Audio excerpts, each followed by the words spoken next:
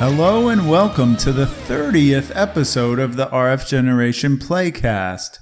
This is GreyGhost81, and in this episode, we'll be discussing our game for September 2016. It seems like there is now a LEGO game for every intellectual property known to man. The Caped Crusader himself would not be able to escape being LEGOfied. In this episode, Rich and I will discuss Traveler's Tale's first open-world LEGO game. It's LEGO Batman 2 DC Superheroes for every console, computer, and mobile device ever created. Please remember to subscribe to us on YouTube, like us on Facebook, and follow us on Twitter. You can listen to the show on iTunes and Podbean. As always, don't forget to log on to rfgeneration.com to join our playthroughs and discuss the awesome games we play together. Thank you as always for listening, and now on with the PlayCast.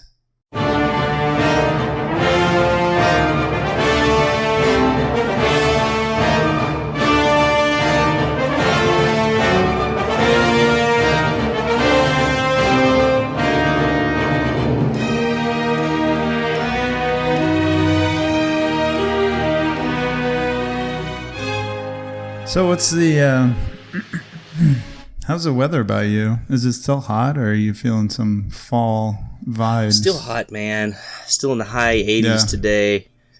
Spent the whole day out at the soccer fields, and had to blast on the sunscreen still. So, not good, man. Yeah. How about in Texas?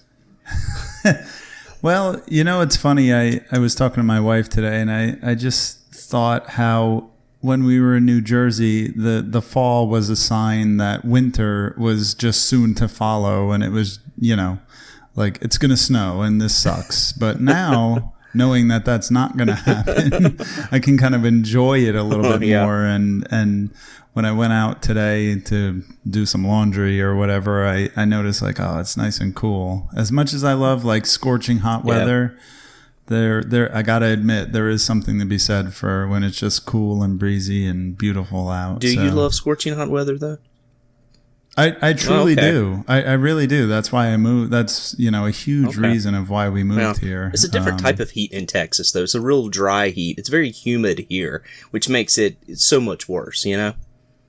Yeah, no, that's true. And even in New Jersey, on those rare, very hot days that we had, they were just miserable because you were just swimming in your own sweat, and it was disgusting. Yeah. So that's the way it is here 24/7 when it's hot. So I actually prefer the cold to the hot. I mean, I always feel like you can put on more clothes, but you can only take so many off without getting arrested. That's true. That's true. Yeah. So, but anyway, it's crazy here. Soccer going on with the kids now, and this new podcast, and just I'm getting twisted this way and that. It's nuts. It's a crazy time of year, but I love the fall. It's my favorite time of year.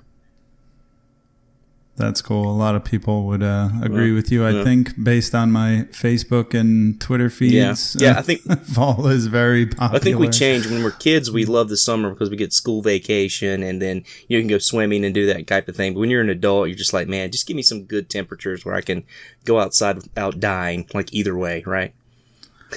Also, maybe you could say, because you have kids, maybe in the fall it's better because the kids go back to school. I never thought of it that way. But that's true, too.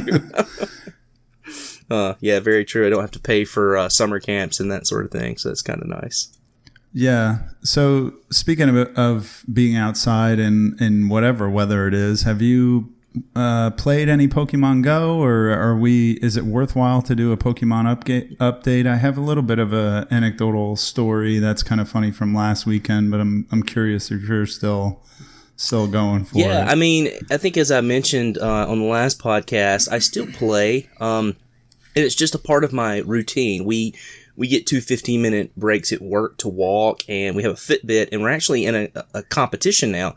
If we get in 70,000 steps in a week, and we do it for 3 out of 4 weeks, we get one of those Yeti, like, cups, you know, that keeps the ice cold all day, because everybody needs one of those. I don't mean to cut you off, but where I work, the warehouse that I work, we moved in the middle of the summer, but we were in a smaller warehouse in Austin, and those Yeti Ramblers were made right next door to where I used to work. So There you go. That's a little bit because they're based in Austin. Oh, okay. So. Yeah, everybody's so fascinated with Yeti stuff, and to me, it's just another one of those things they put a name on, and there's like 20 other products that do the same thing.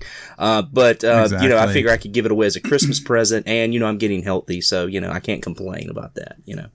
So that's pretty awesome. Yeah, I've dropped several pounds. So I think I've dropped somewhere between 15 and 20 pounds since I started working at this new job. So I'm pretty happy about that. That's been since March. So.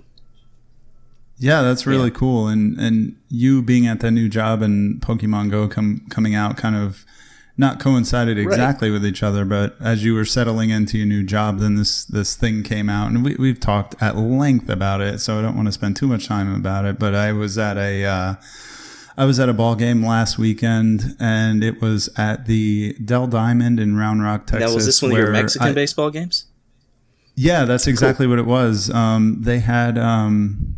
I've spoken about going to the Dell Diamond many times. This was actually the 10th ball game I've been to this season, but it was it was two teams from Mexico. And what I didn't realize was that the entire presentation of the game was exactly as if you were at a game in Mexico. Like the teams had their mascots, and the announcer was speaking Spanish, and it was awesome. I honestly felt like I was, felt like it was in a foreign country. Like they played the Mexican national anthem and the, United States national anthem before the song or before the game. And, it was just really cool. But anyway, I was like, to be quite honest, I was like super drunk. No shock there. There was a lady sitting right next to me, and I could see she was playing Pokemon Go, and she had the wire hooked up to a battery, and I was like, oh my god, people are still doing this. So I turned, and I ever so as gently and subtly as I could tapped her on the shoulder and was like, are you still playing Pokemon Go? Nothing weird about that. Some drunk stranger tapping you on the shoulder, asking about Pokemon. Yeah, it's funny, man. My local video game store has little battery packs. They sell for $12, like a battery pack with the cord to it, so you can hook your phone up, an accessory battery pack, and they put their logo on it, which I thought was a pretty cool idea. But I don't think they've sold many because, cool. Like you said, I mean, it seems to have, by the time they got those and came up with that idea, it seems like the players have sort of plummeted, so. But I'm still playing. My son is super obsessed with it. He's been playing all day today. He plays all the time. And, that's cool.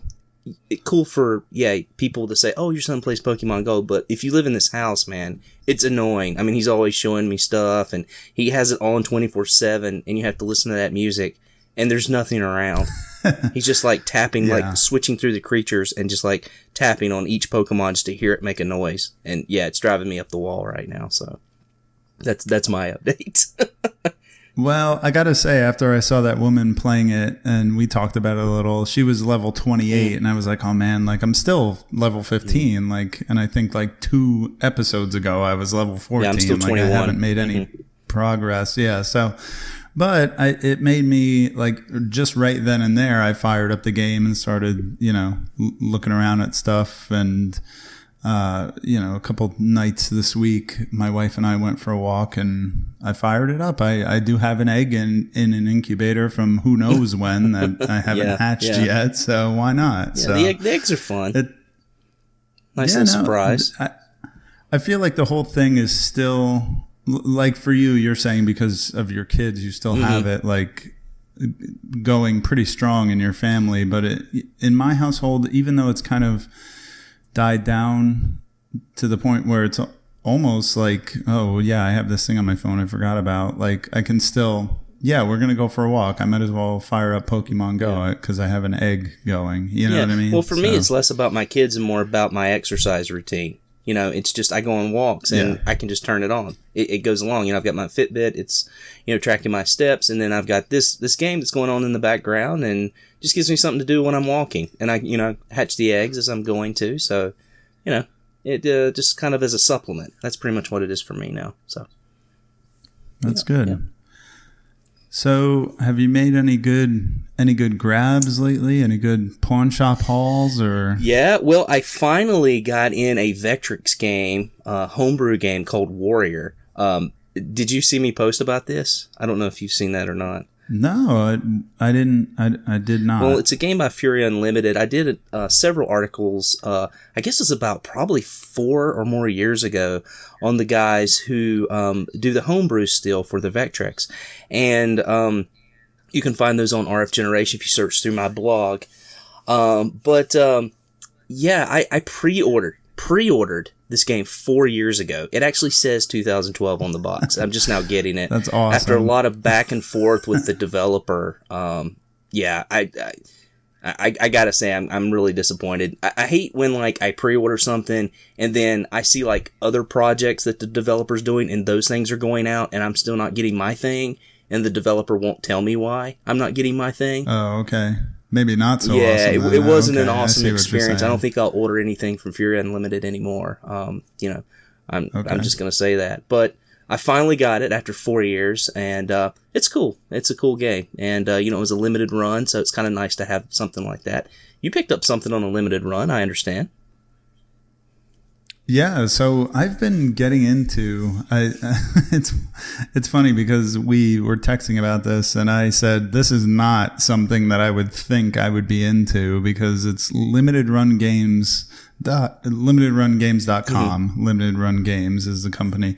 And what they do, like everybody knows about them at this point, Metal Jesus did a video on them. It's pretty much well known, but what they do is physical printings for usually the PlayStation Vita and PlayStation 4 of games that you would think were digital only, right, or up to this point have been digital only.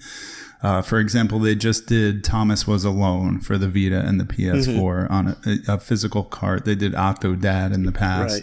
But their whole shtick is that they do, X amount of copies and that's it. It's done. You have to buy it off their website or you're going to get it freaking scalped on eBay for $100 or whatever.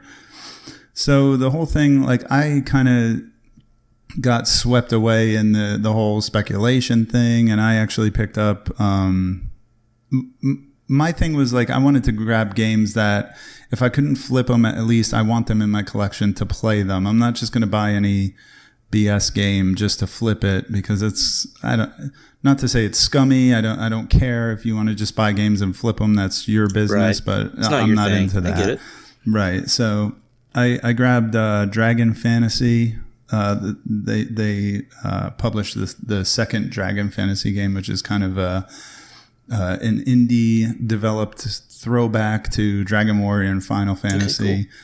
Okay, cool. Old school RPGs. So I grabbed that on both the Vita and the PS4, honestly hoping to just flip the PS4 version and recoup what I paid for the Vita. The cool thing about limited run games is if you can get in there in time, the games are very reasonably priced. They're mostly $24.99 plus shipping. That is great. Which is, yeah, exactly, for a brand new PS4 or Vita game. I mean, for Vita, you're going a little bit cheaper, but for a PS4 game, that's like less than half price of a $60 game. Absolutely. So it's pretty cool. It's pretty cool. And, now I find myself like 1 or 2 Fridays a month, like I need to be on my computer at 9 a.m. to get on and make sure I can order whatever game it is. I just ordered a game called One Way Heroics. Yeah. And this time I just kind of said, screw it. I didn't want to get the PS4. I just grabbed the Vita version. That's a little RPG where it's a lot like Half Minute Hero, where it has kind of a gimmick where it's an RPG, but you can only move to the right. Like it's almost like a side-scrolling RPG, like a forced side scroll. So it looks kind of neat. So I figured I would grab it. Very cool, man. Yeah, I've been looking. There's been a lot of Vita games coming into like GameStops and places like that, and they're fairly reasonably priced, around $10, $15 for some good games. And I haven't started picking up any yet, but I have kind of kept my eye out, sort of looking for a Vita. I would like, try to get one for Like, if I could get one for $50, I would do it. That might be a little bit longer before that's going to happen. I don't know, but it seems that like it's a system that still kind of got life in it a little bit. You know, it's still got a little bit of a pulse. Oh yeah. And especially because you can download so much stuff on it. Yeah, I mean, and it just got hacked. Yeah. Like I don't want to, you know, I know some people aren't into that, but if you're into modding and hacking consoles, it was recently broken, basically. Yeah. So yeah, I've been I've been looking for some games like Child of Light and what's the one you guys played last November? Oh, Gravity Rush. And so I've been thinking about picking up a few of those games that are specific to the Vita, you know, just to have those once I get a system. So I've already grabbed some PS4 games, so I figure why not, right? Sure. Yeah, totally. I would say a $50 goal is a little much. Yeah. Oh, I know. $100 for $100. If you were patient, you can probably get one at this point. And I think maybe on Craigslist, I could probably still maybe get one for like $75 or something like that, you know? Yeah, at least bundled with a couple games. Then you could flip the games, keep the console, and kind of go whatever direction you wanted with it. Absolutely. I also picked up, I don't know if you saw this, I picked up the other day, Seventh Saga. I picked up a copy. It was fairly cheap. I think I got it for $15 for Super Nintendo. And what's really cool about this game is that it not only had the map with it and the instruction booklet, but it had someone's fact sheet printed out. You know, so you could like follow along with that, and you could see like their handwriting where they had crossed things out and like written in like correct information on it and everything. And I think that's just really cool when you find a game and you're able to get this like little piece of history with it. You know what I mean?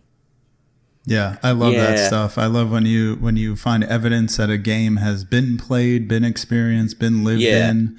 I totally, one thing I do is when I buy a game anywhere, like GameStop or a thrift store or whatever, I put the receipt in the manual. And I've actually found other people's receipts in games over the years. And I think that is so cool. Like thinking of where this game came from, you don't know who the original buyer was, but maybe, somebody bought it at a GameStop in Minnesota in 2006 or whatever. Like, I think that's so cool finding those things. You can just be like, man, I can't believe somebody paid $65 for this piece of crap.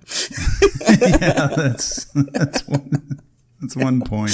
But I love little things like that. And I also picked up Shin Megami Tensei Nocturne. Is that right? Am I pronouncing that right? Yeah, Nocturne for the PS2. I did. You're the big PS2 guy. So how'd I do? I think I paid $15 for it. No, that's good. That was a game that, like a lot of those Shin Megami Tensei games, they were really high-rolling games, hard to find. But Atlas reprinted so many of them, like the Devil Summoner games. I even had a thread on RFGen way back when that was like, what happened to the price of Devil Summoner? It like plummeted, and somebody was like, oh, they did a reprint of it.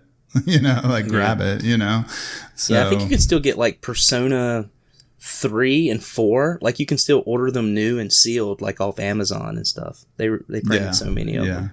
So that's why the price of those hasn't skyrocketed. Although Persona 1 and 2, well, we know what the prices are on those. It's kind of crazy. Yeah, they're higher than they even used to be. I was looking those up the other night and saw like, wow, okay, they're creeping up even since the last time I checked on them. So. Yeah, they're on my look for list, but nothing that I'm actively pursuing. Right, so cool, man. Well, that's it for me. Anything else? No, I haven't picked up or grabbed anything amazing other than those limited run things. So, I mean, other than Lego Batman, have you been playing anything recently? No, I haven't. I've just been so busy with the kids back in school, helping with homework and then soccer like every night. I'm coaching, so it's just been crazy. But I do have a copy of Clock Tower for the Super Family in the mail right now, and I'm really excited about getting that to start playing that in October. So that's Now I'm guessing there's a translation patch for that you could play that on your Retron Absolutely. 5. Yep. We got the big packet. That's really cool. You and I received a little gift from a friend. And Exactly. so we're going to be able to do that, which will be nice. I've always been interested in the Clock Tower games. I have them on PlayStation and PlayStation 2. But I'm definitely interested in playing the Super Family version, sort of the original. That's awesome. So the two major things that I've been playing, because the game we're about to talk about, Lego Batman 2, I played this. I mean, we're in October 1st now. I played this like mid-August to just kind of prepare for, my hosting duties of the September game. So I've had a lot of free time on my hands to play non-homework kind of games. So, it does feel like homework sometimes, I have to admit. A little bit. I don't mean that in like a derogatory sense. It's fun homework. Yeah, exactly. But no, speaking of which, I was playing a lot of Metal Gear Solid 5. I wrote an article about that for the blog, for the site, and played a bunch of Wii light gun games with my wife's friend's kid who came over one day, and he's a real cool kid, wants to play video games, so we broke out the Wii and played a bunch of light gun games, and I wrote an article about it. But the two other major things I've been playing, Psycho Pass Mandatory Happiness for the PlayStation Vita, which was a game that I was so excited about. I had spoken about it when I was on the Collector Cast with Duke and Bill, where a question was asked, what games do you wish existed? And I said, the game I wish existed exists already, and it's Psycho Pass. It just hasn't been localized. Well, here we are now. The game was localized and released on the Vita and PS4, and I pre-ordered the Vita version. I got it, and this is kind of a case of loving the original source material so much that I was just blinded to what the game would be. I didn't really do much research on it. I was just like, oh my God, there's a Psycho Pass game. I want it.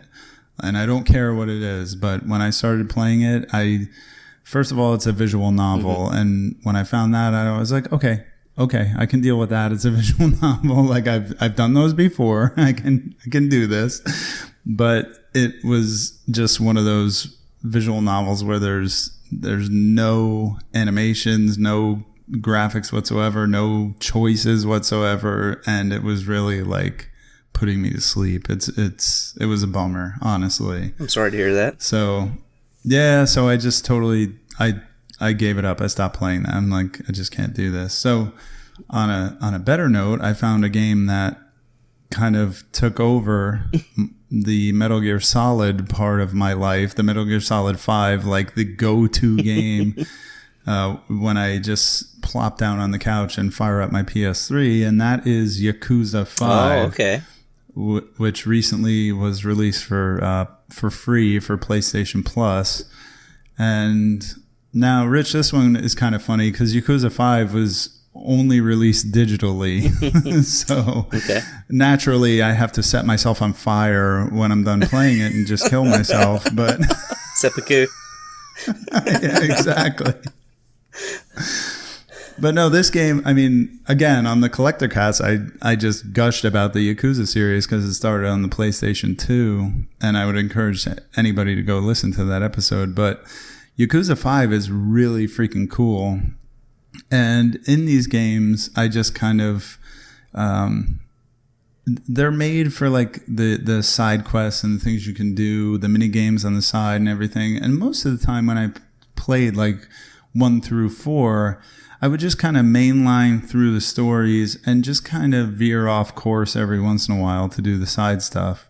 With this one, I'm like all side stuff. And it's like, the game is like, hey, maybe I should go talk to this guy to investigate this gang. And it's like, no, I want to go shoot pool and play darts and go to a maid cafe and sing karaoke. Yeah. It's like I'm really getting immersed in the side quests, which are just Japanese culture to the max, and I absolutely love it. That's cool. We had someone do an article about the latest Grand Theft Auto game, and it was sort of the same thing. Like, they weren't even playing the missions; they were just getting immersed in the world and just running around and doing sort of what they wanted to. You know what I mean? Yeah, totally. And it's funny that you should mention that, because I'm almost certain that my next article for the site is going to be, a review or impressions about Yakuza 5, because it's just totally sucking me in. It's amazing. Cool, man. I can't wait to read that. It should be great. Nice.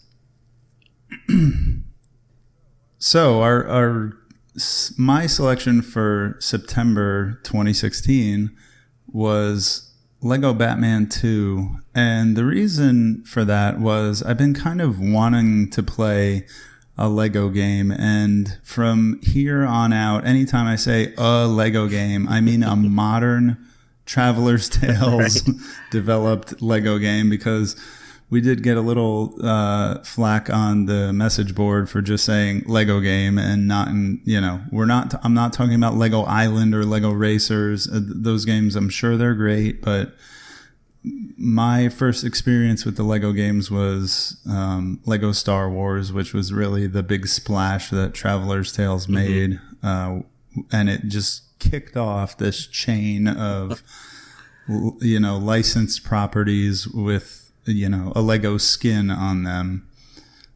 So Rich, before we even get into Lego Batman, have you played any of these modern Lego games? I've dabbled in them. I haven't played a lot. I played Lego Star Wars and then the first Lego Batman, both of those on the Wii. I also own the Indiana Jones, I guess, trilogy, which was on the Wii as well. And I played them, for about 5 or 10 minutes each. And ironically, like the first Lego Batman, I couldn't get past the first area. I don't know why. I just couldn't. There were some jumps or something you were supposed to make. The platforming was just a little tedious in that. And so I was a little weary about going into this game and, how I would like it, because my experience with those games hasn't been very good. Well, it's funny. I had the exact same experience with that game, Rich. My wife and I had played all the Lego Star Wars games, and we played the Lego Indiana Jones games. And when Lego Batman 1 came out, we were so psyched about it. And we went to go play it, and we had basically the same experience and just said, like, I don't like this. Well, I don't like this either. Let's play something else. So I never got very far in the first one at all. So what made you pick this one then? What made you pick number 2 if you had such a bad experience with the first game? No, that's a good question. And actually, it was going back to the point that I wanted to play a Lego play a Lego game, even if I had to say, let's go back and play Lego Star Wars, because I know that's good. But I wanted to kind of take a chance on the acclaim that Lego Batman 2 had received as a improvement on Lego Batman 1 and an improvement on all the Lego games, because of the kind of steps it took as far as, the Traveler's Tales Lego games in general and the things it did. It was very critically acclaimed, and I thought, well, if Lego Batman 1 wasn't that great, but Lego Batman 2 is so critically acclaimed, let's give it a shot. That's kind of what I wanted to give it a try. Okay, yeah, and I was oddly excited about playing this game as well. And the thing is, Lego is always, they're so smart about like what licenses to go for, I mean, it's like Star Wars, duh, no doubt. Yeah. Lord of the Rings, yeah, do it. Harry Potter. I mean, they do every big name thing and they turn it into Lego. They're brilliant. I would love to have stock in Lego, like when I was growing up, to where it is now, because like growing up, I mean, I played with Legos. I don't know if you did, but oh, absolutely. Oh my gosh. And then to know like they're still around and they've sort of reinvented themselves, by doing movie tie-ins and things like that. And, just expanding like the pieces, the piece types that they have now, and the, little figurines have become such a big thing. They're just brilliant, man. They have some brilliant marketers. And, like I said, I wish I had stock in that company. But with like Lego Batman 2, for me, Batman, as far as comic books go, I would say Batman has the best villains out of any comic book, and that's what makes Batman so great. He's a cool character. He's mysterious. He's dark. He's flawed. Unlike, like a character like Superman. And so, like having those things and then all these like, just twisted villains, and just a great variety. I mean, I would probably argue that maybe Spider-Man would be a second, but I still don't think it's even close as far as villains go.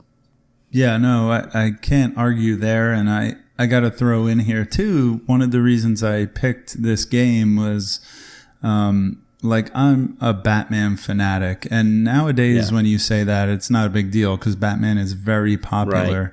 But I remember when I was a kid, one of the first movies I saw in a theater was Batman 1989, the Tim Burton movie, which I still think is an amazing film. And, my dad took me to see that movie and that was it. Like, I was a Batman fanatic to this day, after seeing that film. And, I think that, what you're saying is right on the money. I'm not sure a lot of people would say the, like, absolute, breadth of all the Batman villains would be the all-time great. So that's kind of a unique perspective. I think most people would think the Joker is maybe the most iconic comic book villain. But yeah, no, that's an interesting. Did you ever watch the 60s Batman show? Oh yeah, with Adam West and Burt Ward. Oh yeah. So that's a thing. Like, it's funny. Like, since Batman has been around since the 20s or the 30s or whatever it was, there's been so many like genres of Batman, basically. Yeah.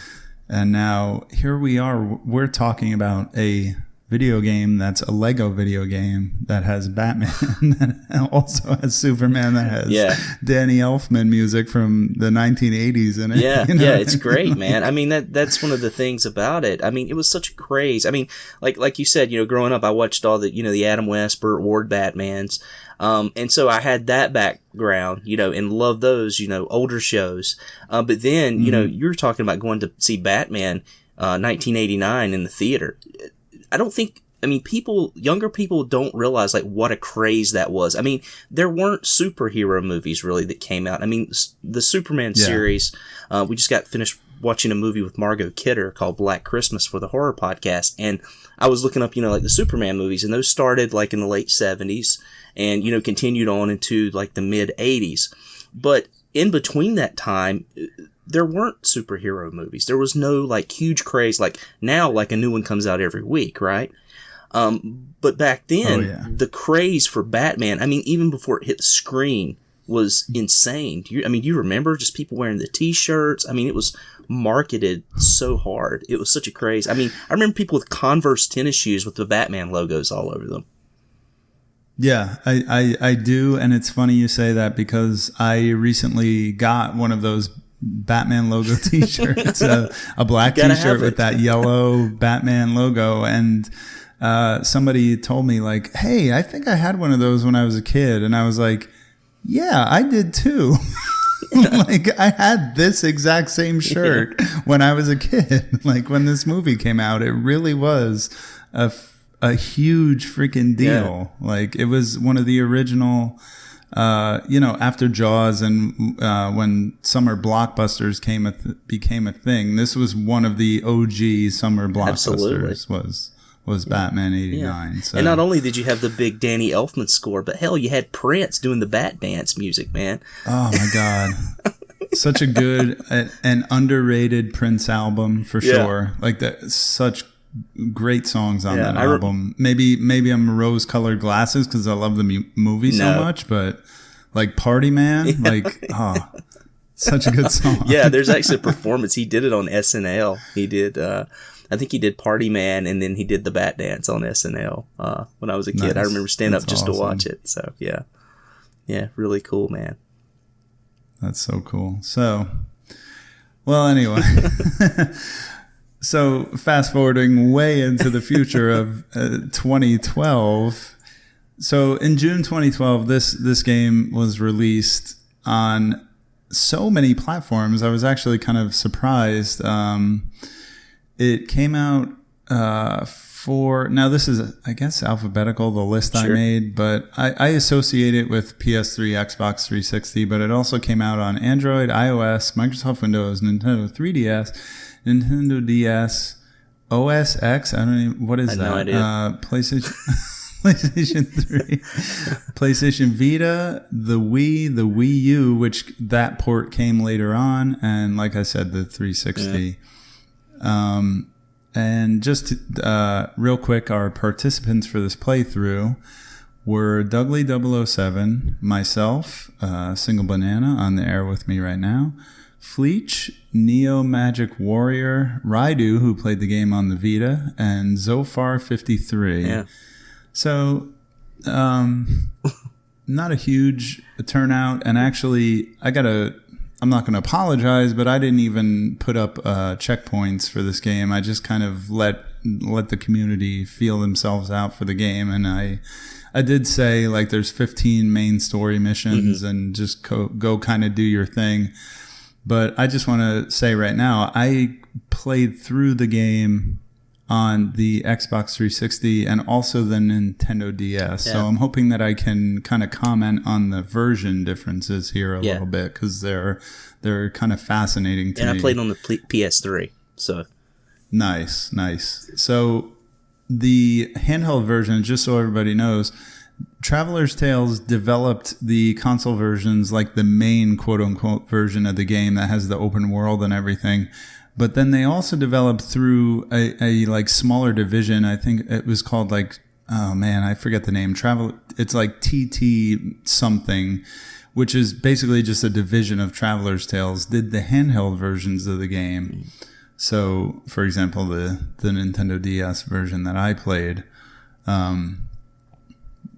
But yeah, the development of this game, they wanted to take some steps forward from previous games that they had made. If you have played the Star Wars games or the earlier Indiana Jones games, they were just kind of gibberish voice acting, almost like Simlish, or if you played the Civ games, it was just kind of like blah, blah, blah, blah, blah, blah. Charlie Brown's teacher. Exactly. But this game had full scripted voice acting, which was kind of cool. I don't know. Kind of cool? Very cool. Well, when you think about the voices. Okay, cool. So we're on the same page. I'm kind of curious, like, if people hated this or they liked it. I liked it a lot. Yeah. Like, I think it makes a little bit more sense. I understand what they were going for with the older games, but I actually appreciated the full scripted voice acting. It made the story move a little bit more cohesively. Yeah. So I don't even have to ask you. It sounds like you're on board with that. Well, what I really liked about the voice acting, and growing up a Batman fan, seeing the movies and everything, when I was in college, I got really into watching Batman the Animated Series. And so a lot of the voice acting are the original voice actors from that series, which is just really cool. Yeah. And so, I mean, that made it all the better for me. I mean, it just felt like they were bringing sort of the best of, like, the voice acting, the music, and kind of putting it all into one game. And before I forget to mention, we talked about the Danny Elfman soundtrack, but after you beat the game, you play as Superman, and when you go up in the air, the John Williams original Superman score comes on. And I about crap my pants when that happened. I was like, oh, that's so awesome. I just wasn't expecting it, It was so great. Yeah, that is really cool. And, I forget what I was going to say. Oh, I was going to say we should do a sidecast on Mask of the Phantasm. We should do a movie sidecast and just watch that movie and talk about it, because that movie is almost as amazing as Batman 89. Yeah. That's what we should do. We should do like a Batman movie sidecast. That might have to happen. All right. Well, coming soon. Anyway. So, Rich, the story of this game, I got to admit, when I made these notes, I put like 2 sentences, and I looked at the notes again, and you had filled them in quite a bit, because, man, like, the story's kind of cool, but it's very bare bones. It is, yeah. And so basically, the setup of the story is pretty funny. Like, it's a Man of the Year competition in Gotham City, and it's up between Bruce Wayne and Lex Luthor, and Bruce Wayne wins, but then the Joker crashes the party and his gang breaks everything up, and they steal Lex Luthor's watch, which is kind of funny. So then Lex and the Joker end up teaming up, and they want to create this kind of antimatter gun that can melt a certain steel that like Arkham Asylum is made out of, or whatever. Anything that's black, like Lego bricks that are black. Yeah, I'm trying to explain it in real world. Don't try. It's Lego. It's just black bricks. Because at one point they tear apart Batman's Batmobile with it, because everything Batman uses is black. So it's sort of a anti-Batman gun, if you will. Yeah, no, that's you're absolutely right. That's the right way to go about it. So they have this gun that's going to melt all the black Lego bricks. So yeah, they're basically trying to wreak havoc, and they start by springing everybody out of Arkham Asylum with this, and then they end up trying to get Lex Luthor to win the election of the mayor of Gotham, sorry. Oh no, I was saying I was agreeing. Yeah, just following along. No, and this kind of plays into the lore, like the mythology of Lex Luthor running for president that was present in the comics, which is kind of cool.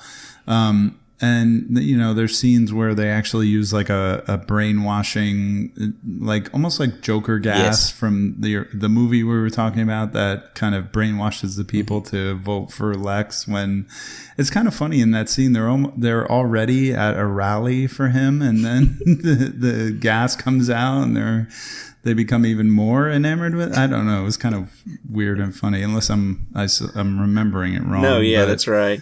And there were probably only like 20 people at that rally. Yeah, exactly. It was like a Hillary Clinton rally. And then eventually, as Rich mentioned, you get Superman in the team. So you start the game out with Batman and Robin, I should say. And later on, more Justice League, DC heroes join the fray. But I would say the bulk of the game is Batman and Robin, and later Superman. So that's the story. I mean, and spoilers, eventually you just take down the Joker, and then you take down Lex Luthor. Absolutely. I mean, that's what you come to expect in a Batman movie or story. So I mean, the good guys win in the end, right? So no surprise there. But I'm with you, man. It's a very thin story. There's not a lot of substance to the story. The biggest part of the game is probably the gameplay. And so that's probably where you're going to put most of your time and any accolades about it. The story's good. I mean, it's not bad, but it's just real thin. There's nothing like extremely exciting about it, and it's basically through action sequences and like smaller like cutscenes, right? Yeah, totally. And I feel like the humor in those cutscenes was spot on, and again, the voice acting was really good. But I feel like there were plot points that were just kind of abandoned, like the antimatter gun that we were talking about. Like as soon as they introduced that moving fortress that they had, and then the huge Joker robot that they had, the antimatter gun was just forgotten. It was kind of just used as a plot device to spring everybody out of Arkham Asylum, get away from Batman. That was exactly. And then it was kind of forgotten, left by the wayside. But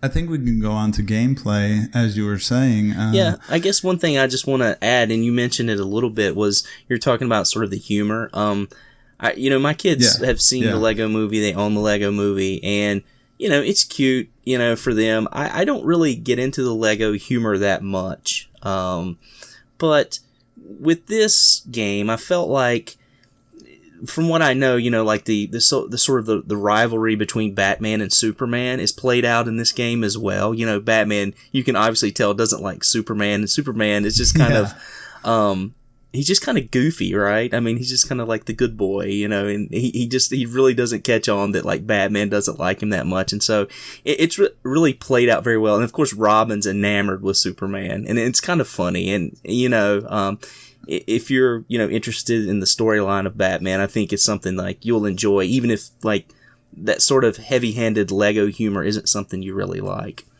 And then the other thing I sort of wanted to mention is one thing sometimes that annoys me about like Lego games, and it's like the new Lego game that's coming out for the new or for the last Star Wars movie. It's sort of like I'm gonna play through the movie, but just with some Lego humor. You know what I mean? And so I like the fact that this is like sort of an original story, I would say. I guess I don't know of this appearing in any comic book or anything like that.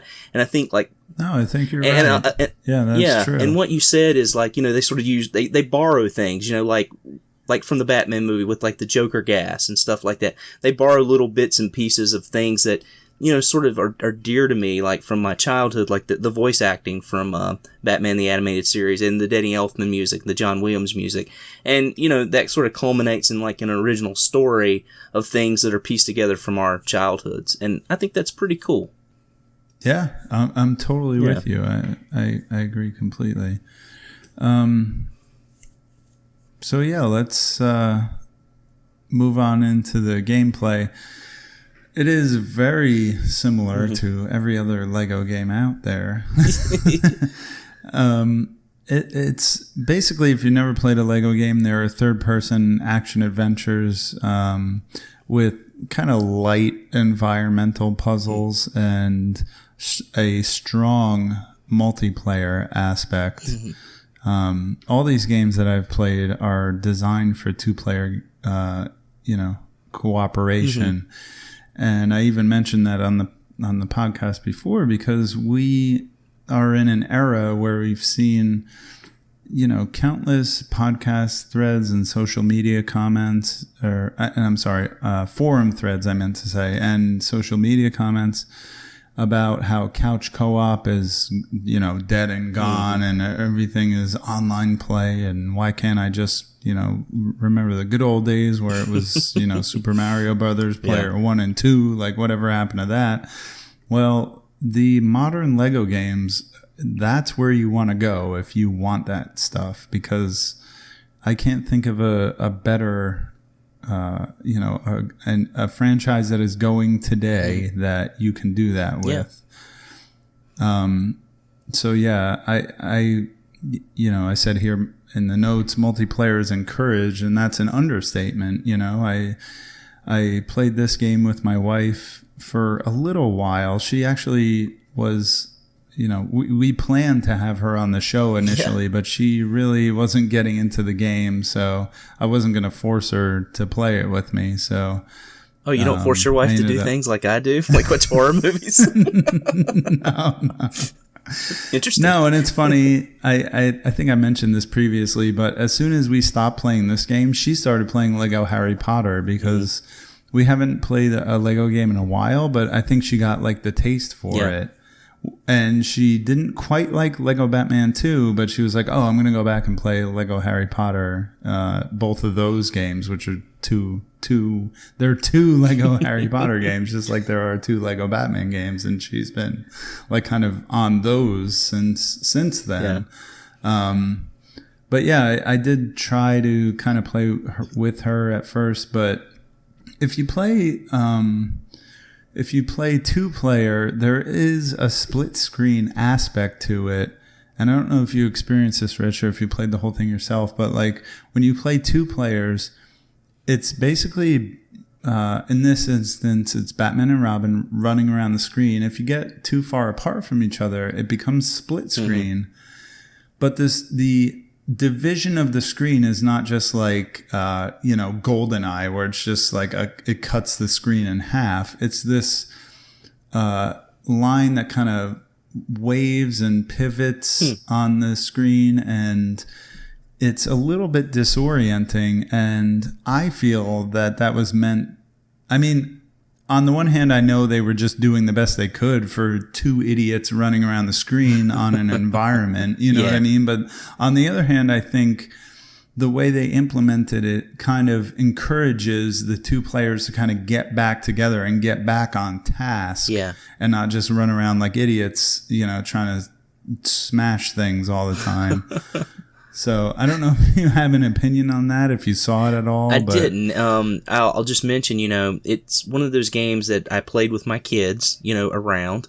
They're still not really old enough to co-op with me. My son, he's 5. And so, his skills, it was something like a PS3 controller, aren't great. And they would just basically rather watch. Now, my daughter, she's 8. But I don't know, she sort of has a fear of games. It's a really strange thing.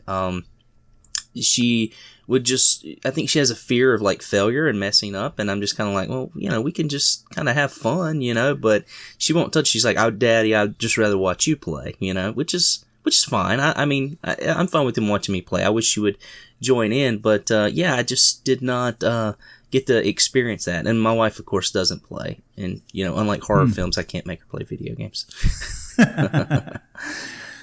Well, I played through all the Lego Star Wars games, start to finish with my wife, and she's obsessed with almost every other Lego game except this one. And, that's basically my take on the multiplayer, is that it really encourages you to work together. So now you can probably see, having played it, just single player, that, you got Batman running around on the screen, Robin running around on the screen. If you're playing single player, what you have to do is switch back and forth between them to do these environmental puzzles.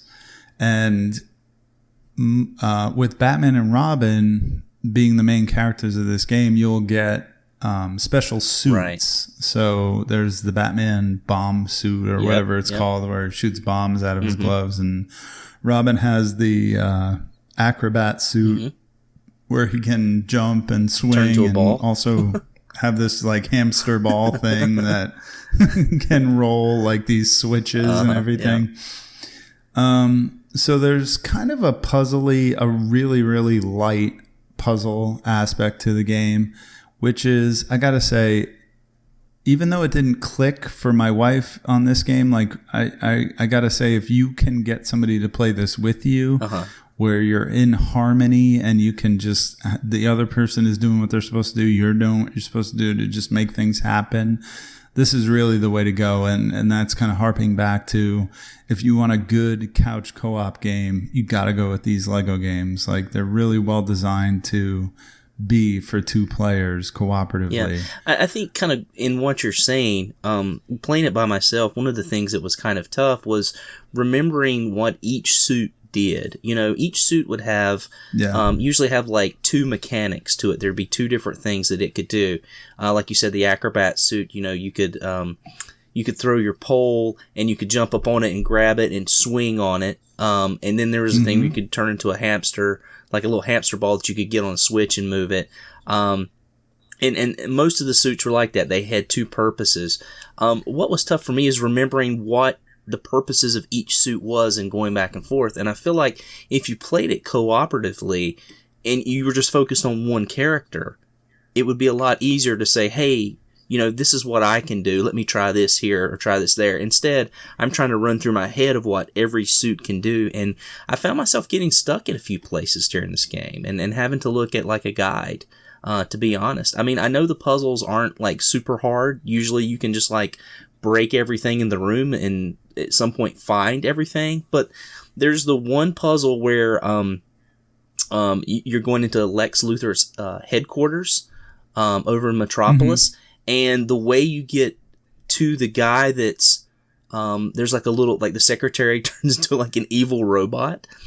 Yeah, evil receptionist. I was just going to say that was one of the funnier bosses of the game. It's great.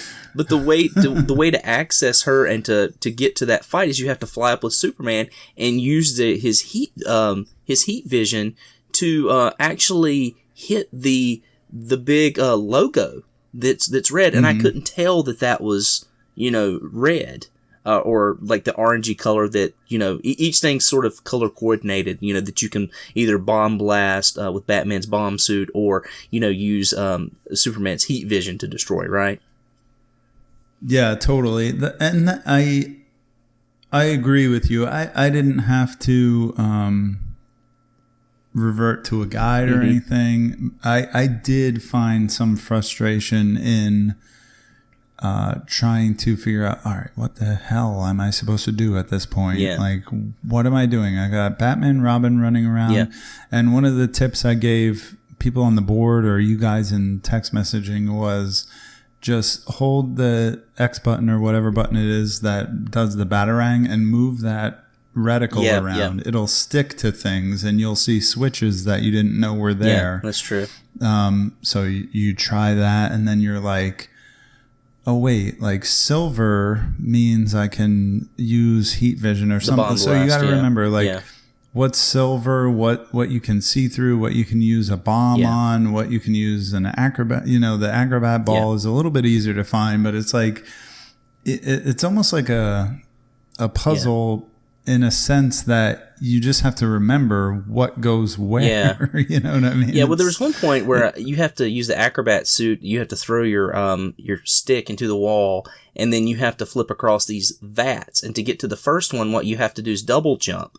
And I forgot with the acrobat suit, you can actually double jump, which with every other suit or just regular, you can only do like a single jump. So those are the types of things like I would like forget. And I feel like if I was playing this co-op, if I was more focused on what a character could do, a single character, then it would be a little bit easier, to figure those things out. And that was kind of the point that I was, making with that. But, it's funny. I use a walkthrough. I would like watch a video and I would like cue it up to where that part is. And once they showed what you do next, I would cut it off. Like I didn't keep watching it. You know what I mean? I just wanted to know how to get past that one little segment, and then I would go and keep doing it myself. I probably had to do that maybe 3 times during this game. And it's funny because I would get stuck, and I wowould, give it a really good try. I would be stuck for 10, 15 minutes, in one little spot, which is a long time when your kids are watching you play. Because you feel like, your dad, you got to be their hero, and then my son finally turns to me and says, "Daddy, let's watch that video." So yeah, that did happen. Well, that's a few funny. Times. You made me remember that I did watch a YouTube video for the final boss, but I guess we'll get to that. Yeah. But one of the things we should talk about that you added to our agenda here is the collectibles, the goals. Like, are you getting there's these citizens in peril, there's the gold bricks that are in all the games, there are those Batman shaped things that I call them batteries. Yeah. You call them tanks, I call them batteries. I don't know what they're actually called, but those are in the game and they're mostly impossible to get. Well, I think you have to go back to a lot of the levels with some of the other characters. You can switch out. Once you beat the game, if you hold down, well, at least on the PlayStation 3, if you hold down the triangle button, you can switch amongst the characters that you have. And so you can unlock more things. Like there's a few places, like as you're going through levels, you'll see like a chest that only the Riddler or the Joker can open, or you'll see a little place where only Poison Ivy can like do something with the flowers. And so a lot of the stuff's hidden in those things. And for me, it's just not worth trying to go back and doing all of it. I think if you get all 250 bricks, like the only thing you get is Supergirl. And to me, that's not like really, I mean, of course my daughter would be really excited about that. That's what my kids loved about this game the most, is when I finished the game going around and collecting all the villains and stuff. They loved that. They thought that was the best thing ever. Oh, Dad, let's go get Clayface. My son just got obsessed with Clayface, or, the Riddler, and it was cool, like talking about the different villains with my kids. That was one of the coolest parts of this game. And probably the part I enjoyed more than the actual story. Well, that is pretty cool. I actually couldn't bring myself to do any of that. And I was talking to my wife today because she, again, playing those Harry Potter games, she literally she'll beat the game and she'll be playing it a week later, and I'm like, oh, you're still playing Lego Harry Potter 1 through 4 or whatever. Yeah. You know? And she's like, yeah, I have to 100% this game. And it's like, you are a psychopath. Like, that is not appealing to me whatsoever. Like, I'm the kind of person, when I roll the credits of the game, I'm usually done with it, with the exception of things like Metal Gear Solid 5. I just want to go on to the next thing. You know, we all collect games. We have hundreds of games to play, and I don't want to dwell on a previous game that I've beaten. So I looked today. I went and fired it up today. I only have the 7 characters that you unlock, like, just by playing the game naturally from start to finish. So. Well, like I said, one of my favorite things about Batman is I love the villains. And so going around and collecting the villains for me was just a lot of fun, you know. Just to see what they look like, you know, in Lego form, just to try them out. And, you know, once you beat them, you get to play as them. Now, as you're going around fighting them, they're these like kind of mini boss fights, but they're really silly and really easy. You can't die. You can't lose coins after you've beaten the game. And so it's kind of rather silly, you know. And if you play as Superman, you're invincible. So, I mean, you know, it's a very easy thing to do. And you can use the map. There's this little map tool that you can use, and you can kind of ping on it.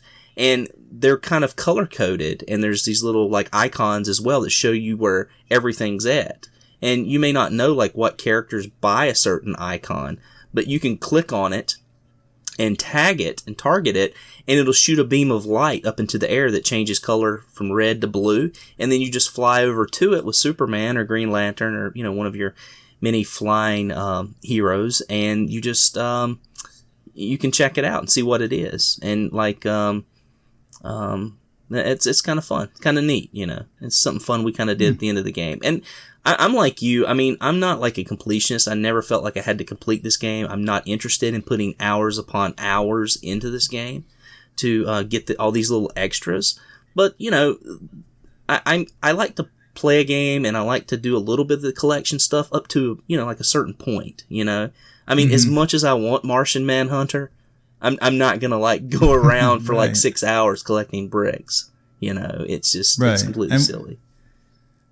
And we've talked about this a lot, especially when Steven was on the show, because he was the completionist guy. Yeah. But like, I'm thinking about like Bully when we played that. Yeah. This game was very similar, where I mean, I finished the game, rolled the credits, and I have a completion percentage of 15%. Yeah, that sounds about right. There's you know, that much more game out there to play is kind of amazing. You know? And I'm not knocking it. I mean, that's great that, you know, they were thinking of things like that and really giving people their money's worth who do like those sort of things. You know, I think that's a really positive thing. It's not for me, but I did like to have fun with it up to a certain point. You know.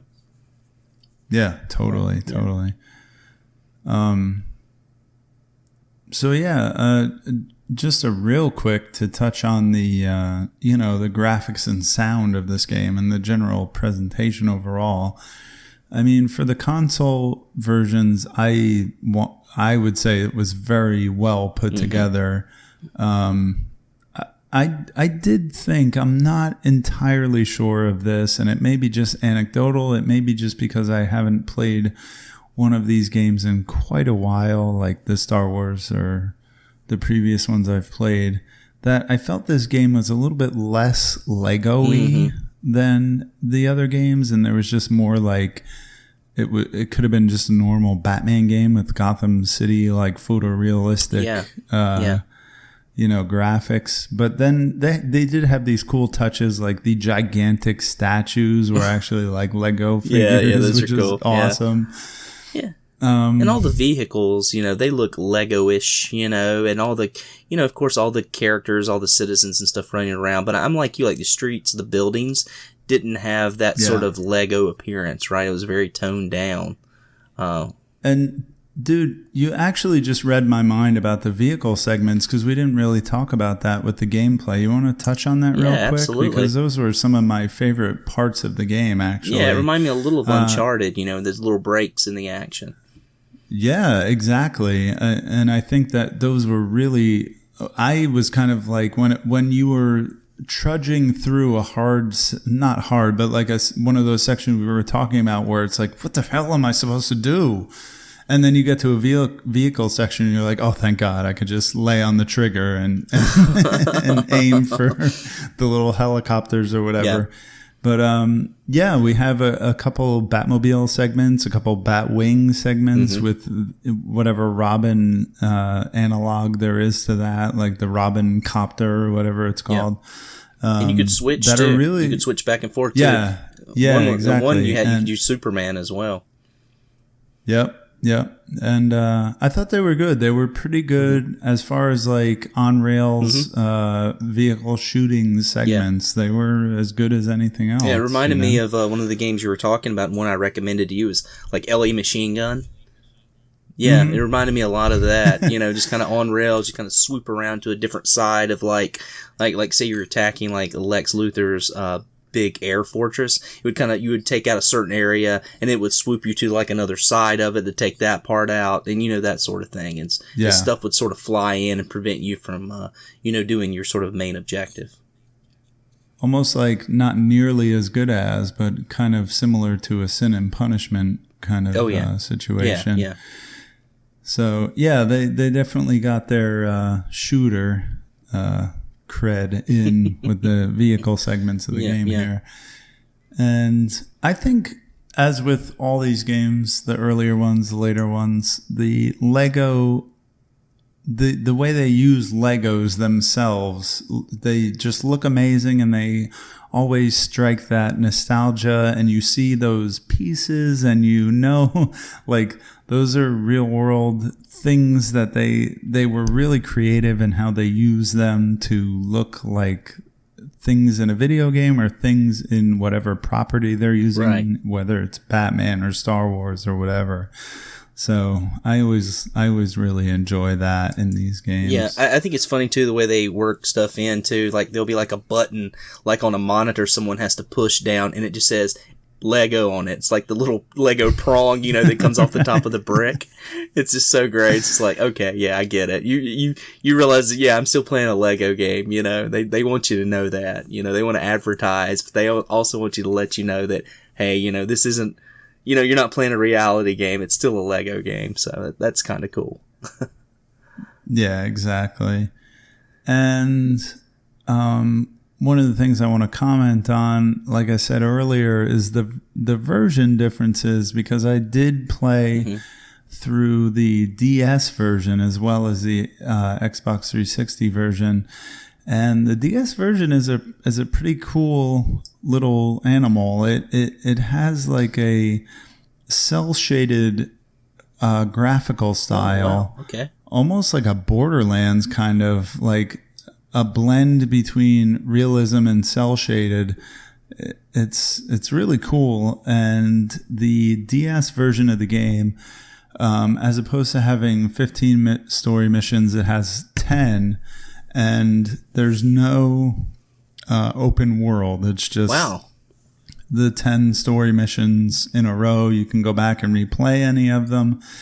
But the one of the things that I thought was cool was, obviously when you're playing a Nintendo DS, they can't design the game for multiplayer, because you're not going to be sitting on a couch playing your DS with another person. Right. So the puzzles and the environments are more designed to just kind of swap back and forth in that way with the Y button or whatever. Okay. And the abilities of Batman and Robin are kind of streamlined. Like there was one suit, like the sonar suit was the only one that you could glide with in the console versions. Mm-hmm. But in the DS version, you can glide with all of them, I think. I'm pretty sure. If not, it was kind of lumped in with one of the other suits. So what I'm getting at is there's actually less suits. And it's more, again, streamlined. And I mentioned on the forum that I almost prefer the DS version a little bit, just because it just plays quicker, and I never got stuck. And it's just like, boom, you're Batman, do this. Boom, you're Robin, do that. And you're just flying through these levels. Yeah. And so all that, like, just that frustration that you and I were talking about with the console versions. The DS version, for me at least, there was none of that. I was just like banging through it, and it was kind of cool. Like, this was one of those games. I've said this a lot with like when we played Legend of Zelda: Link to the Past. Like, I just played it on a handheld at my lunch breaks at work, and I just played through the entire game that way, and I was really happy with it. So this is one of those possibly rare occasions where I can say, hey, like, if you can only play the handheld game, go for it. Like, it's actually pretty good. I did read a lot of message boards, not ours, but other message boards that were like trashing the handheld versions of this game, but I couldn't disagree more. Like, I really liked it. Well, that's interesting, man. Do you know anything about the 3DS version? Is it open world like the consoles? I mean, I imagine it would have a little bit more capacity and ability to do something like that. No, so that's a really good question, but I don't know about the 3DS game, but I'm actually going to venture a guess because our forum member Raidu was playing it on the Vita, as I mentioned, and he and I were kind of talking about it on the discussion forum, and he was saying, like, there's no open world elements. This is just kind of the same handheld port as DS, just with obviously better graphics. So I'm going to wager that the 3DS version is kind of lumped in with those versions. Oh, so. Interesting. It would knock out some collectibles too, you know? Yeah. Oh, and I'm glad you said that, because the other thing about the DS version that I liked a lot is that it's so much easier to get those unlockables, those little Batman batteries or tanks or whatever you want to call them. They're everywhere, and you just run into them all the time. And I'm not saying it should be like super easy to find them like that. Like, I get that they're like challenging to find in the console version, but by the end of the DS version, I had unlocked like a dozen characters, where at the end of 360 version, I didn't unlock any. You know what I mean? Yeah. So that was another thing that I really kind of liked about the handheld. So very cool. Yeah, that's interesting. I wouldn't think about that. Usually when you look at games, you're sort of like, well, you would think you're going to get the same experience as one to the next, because I honestly almost picked up Lego Batman 2 for the 3DS because they had it used for like $10, and I was like, well, I had a lot of trouble locating the PS3 version for whatever reason, and I could find it at stores, but they never had like a complete copy, and I just always like to have a complete copy, you know, just for, you know, I mean, I don't know if I want to add it, you know, if I want to add it to my collection, I want it complete, and if I want to sell it later, I feel like it has a better resale value if it's complete as well, you know, so I had to go all over the place just to find a PS3, and I have tons of GameStops, and I live, you know, near two towns that have tons of GameStops, you know, fairly large towns, yeah, it was just crazy.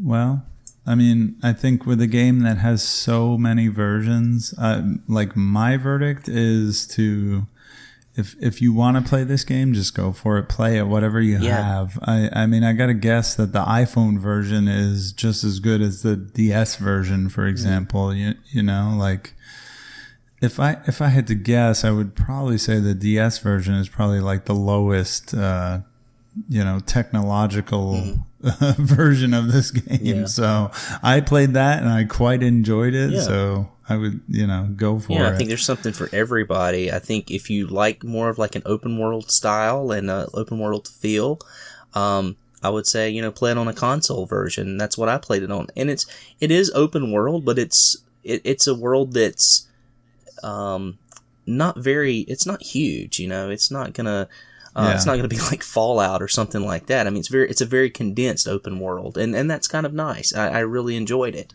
And when you get characters like Superman and Green Lantern that can fly around, you can just traverse that world in no time and get to where you need to be. It's a lot of fun. So I enjoy the open world. I'd like just sort of messing around, sometimes. And having fun, let the kids run around for a little bit. My son, he actually grabbed the controller a few times and, jumped in some vehicles and ran over some citizens and some lampposts and, collected some coins and was having some fun with it. He was just like, oh, I'm going to beat up this guy and I'm going to beat up that guy, and just he was just having a ball with it, so it was fun. Well, sweet. So the last part of the presentation, something we talked about already, was the music, and we already noted that they made the extremely smart and amazing choice to license Danny Elfman and John Williams' music for this game, which is kind of amazing. And again, just gave me those nostalgic feels when I was playing this game. You can't go wrong with this, Rich. No. I mean, the only thing better they could have done was throw the Prince music in here. But the bat dance at the end, roll credits, bat dance. Exactly. So no, but they knocked it out of the park with that. Like, you boot up the game and it's the Danny Elfman Batman score. Yeah. So that's pretty awesome. Music to my ears, no pun intended. Yeah, absolutely. And so, we already talked about just what you can do after the game. These games all the Lego games, the Telltale games, are designed for longevity and multiple playthroughs, and almost in a Metroidvania style. Like, you see things that you think, oh, I could do that if I had that character. And it's designed to go back to when you unlock that specific character, kind of thing. But yeah, like we both said, it's not something we're going to invest a ton of time in. But if you're a completionist, this game is either a dream or a nightmare, because like I said, when I rolled the credits, I was only at 15%. So you got your work cut out for you as far as unlockables and collectibles and everything else. Yeah. You can put several hours into this game if you want to. You can put multiple hours of time into this game if you want to. It's the choice is entirely up to you, which is nice. Yeah. Yeah. So now that you've played this game, Rich, would you consider playing any of the other modern Lego games? I don't know. I don't know if there's anything out there at this moment that really interests me enough to play it. As I said, I don't really like, rehashing like a same storyline from like a movie. And that's what most of the games are based on now. What I liked about this was it was an original story. Or at least felt like an original story. I'm not super familiar with the comic books, and if this is something that is somewhere in the comic book, so I don't want to misspeak. But, it wasn't a familiar story, at least, I should say. And so that's what would probably keep me from playing other Lego games. And honestly, like we talked about, I had some bad experiences in the past with some of those Lego games. But, it's not to say that I wouldn't try like another like superheroes game. I think there's another one out there. And then there's also Lego Batman 3, which I know takes this storyline and rolls with it again, because there's something that happens at the end of this that kind of makes you think, oh, there's something else going to go on. Something else is going to happen, Right. Well, I kind of, I'm kind of in the same like ambiguous feeling as you. I don't think I would mind playing the third one. What really is the clincher for me, honestly, all these Lego games that are on my shelf are by design from my wife, because she's the one that loves these games, you know, and I'm just kind of a bystander or a tourist with these games. Yeah. Other than the Lego Star Wars games that we played together, I just kind of lean on her for advice. I tried to play Harry Potter with her when she was playing it, and I just didn't like it. So I hope, we talked on the messaging about maybe doing Lego Jurassic Park. Or like you mentioned, the new Lego Star Wars, which is supposed to be really good. Mm-hmm. And even though we did see that movie, I I understand what you're saying with like I replaying the movie doesn't really have that much appeal to me, but hey, it worked for the original Lego Star Wars. Yeah, like, yeah. It would. So what I'm getting at is honestly, in all sincerity, I just want a game that both my wife and I will enjoy together because we've been like so mismatched on these Lego games lately. Yeah. I just want to go back to our glory days when we were playing. Lego Star Wars. First two Lego Star Wars games together, and it was amazing. Well, maybe they'll make a Lego Jaws for you guys. Oh man, that would be awesome. But I think you hit a good point because I mean, with Star Wars, that's like a very nostalgic feel, and even though you know the story and you're very fond, and you know every aspect of the story, it's still fun to play through because it's something from your childhood. You know what I mean?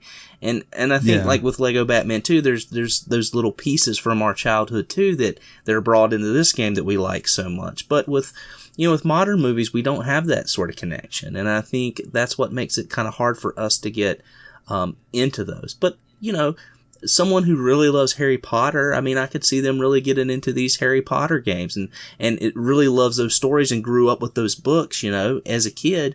I think that would be a lot of fun. I wouldn't mind seeing like a Lego Ghostbusters game. That would be cool. How about Lego Goosebumps or something like that? That would be awesome too. Oh, that would be cool. Yeah. Yeah.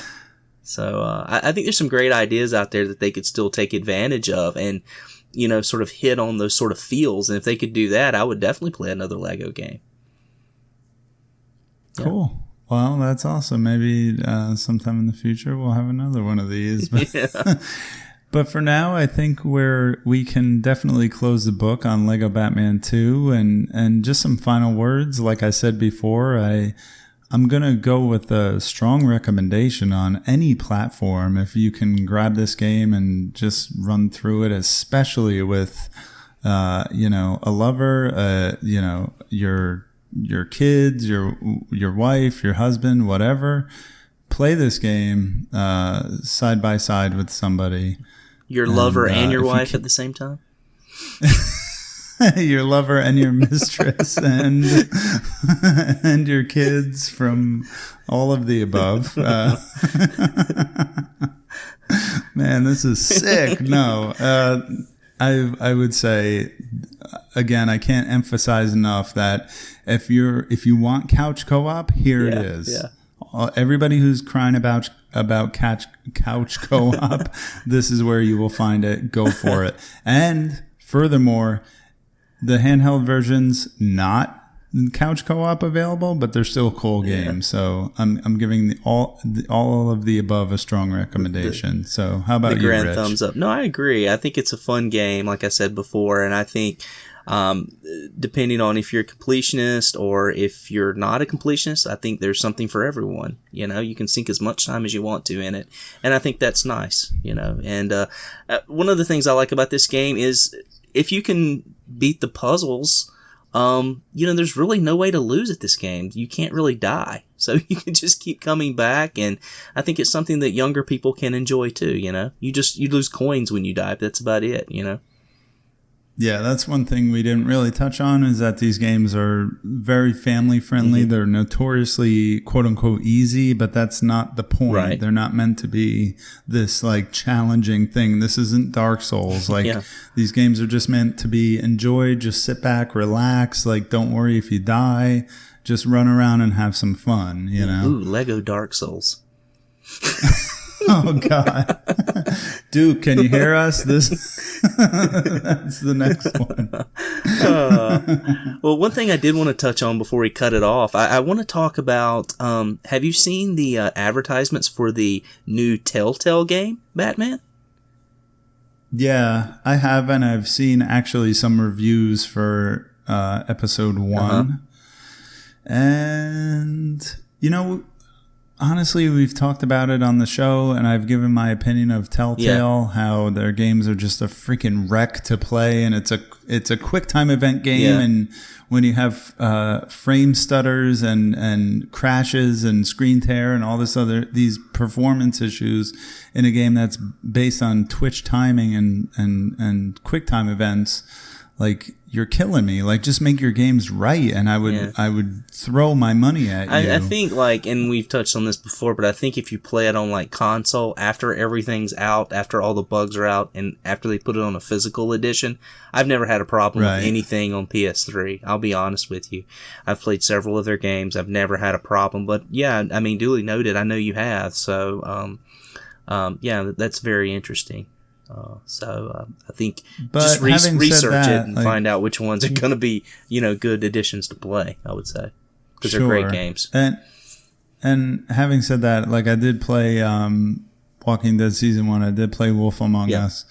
And the appeal of a Batman, Telltale game is real for me. Sure. I'm not going to lie. Yeah. Like, I was excited when I heard about it, and I had this kind of mixed, I don't know, not schadenfreude when I was looking at some of the reviews that were like, yeah, it's the performance issues are still there. And part of me was like, oh, you suck. And part of me was like, God damn it. Like, can't they just get it right? You know what I mean? Yeah. Like, but, yeah, you're right. Maybe someday down the road when it's, when all the episodes are complete and it's, Telltale Batman Season 1 on a PS4 disc or whatever, like, maybe I'll grab it. So, yeah, be worth buying in the cheap bin, So, for sure. Yeah, I think I saw some Wolf Among Us at Target recently for like $8 or $10 on Xbox One. So, new, so I'd say pick those up if you can.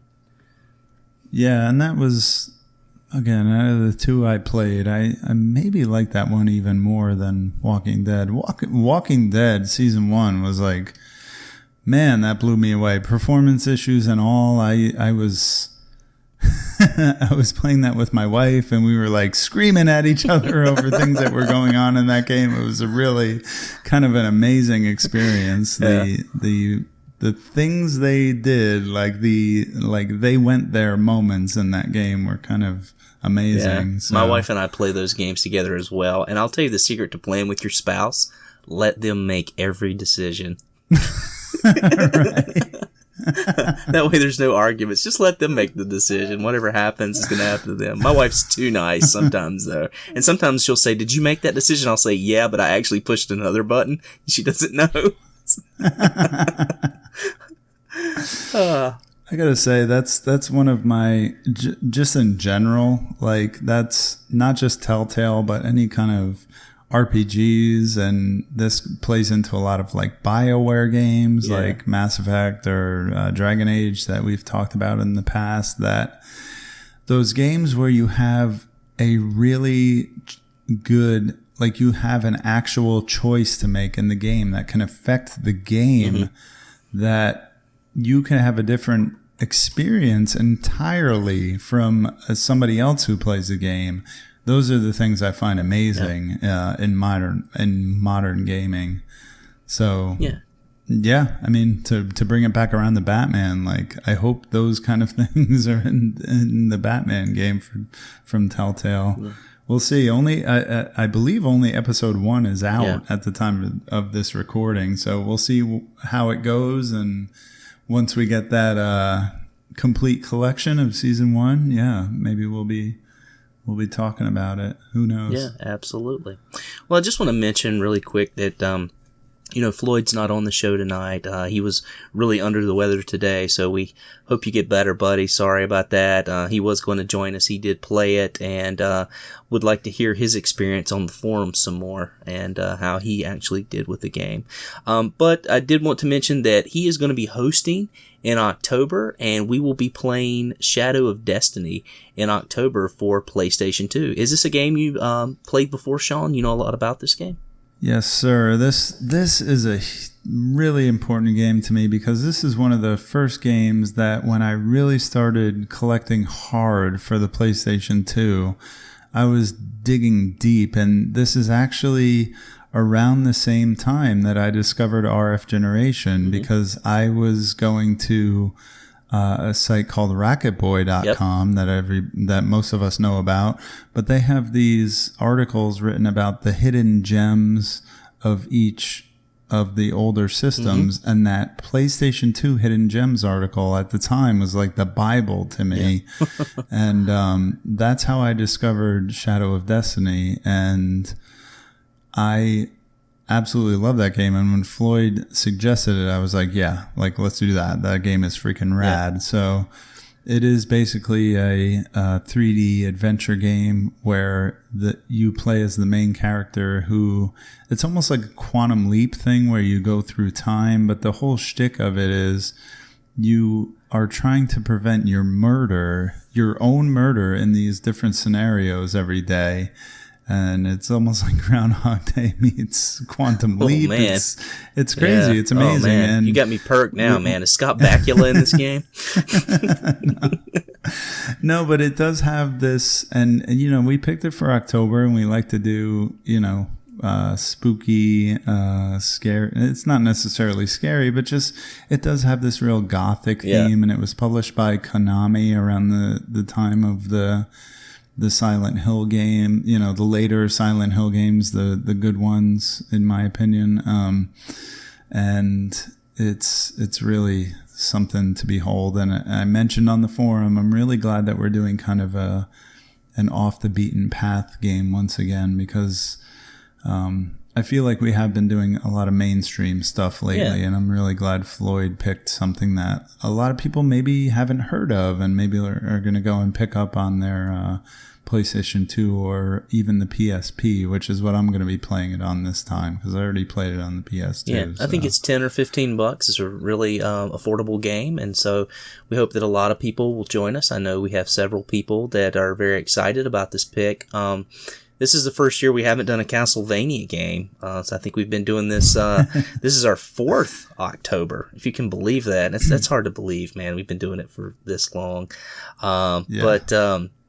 yeah, the first time we have not had a Castlevania game, and that kind of boils down to, well, we're kind of running out of Castlevania games that people really want to try out and play, and then secondly, we used to do the retro and the modern playthrough, so now we're down to a single playthrough, so it's just, we have to decide on something, and there's so much out there. We always like to play something sort of Halloween, or, not necessarily horror, but, sort of, thriller, or just something Halloween related, I guess, right? So yeah, absolutely. I think this fits the bill. I'm excited. It totally does. And just to touch on the Castlevania thing, like there are a few games, there are games out there still, but I think like if I ever get in October, I can see why we don't have to do Castlevania every time. I almost feel like if it was my month, I don't know if I would either. So this Shadow of Destiny again for the PS2 and PSP. I think this is right on the money. It's a really good pick. So yeah, awesome. Really excited about that. Cool. Nice. So really, before we sign off, Rich, did you know that this episode of our podcast is the 30th episode that we're doing? Really? Wow. Yeah. No, So I was recording the intros and everything, and I realized that. So I just want to say thanks to everybody who's listened and played and everything else. Like, I can't believe it's gone this far. I still remember like when we first started, when I was recording through my Guitar Hero mic, like it was really crazy and bad, and to a certain extent we didn't know what we're doing. But I hope that nowadays you listen and you get a quality experience, and I really want to thank everybody who's brought us this far. Absolutely. Yeah, if you don't believe us, go back and listen to episode 0. That was a fun experience, but we're just kind of testing the waters, and I remember that recording and presenting it to RFGeneration and to see if they would allow us to continue to do it, and just getting the go ahead, and how excited we were. And, for me, every month is just as exciting as the next. I love talking about these games. I love playing these games, having an excuse to play through my collection, and enjoy talking to you guys as well. So it's been a lot of fun. Right on. Well, again, thanks everybody who's listening, and please just log on to rfgeneration.com and check us out for all of our playthroughs here. So Good show, Rich. Thanks a lot, Thank man. you.